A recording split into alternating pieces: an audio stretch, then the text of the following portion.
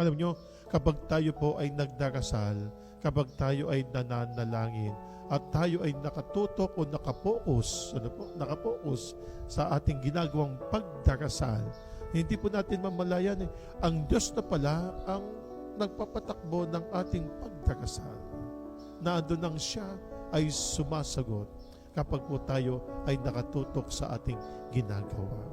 Ang mga salita ng Diyos na binibigay po sa atin at ating nagigidig.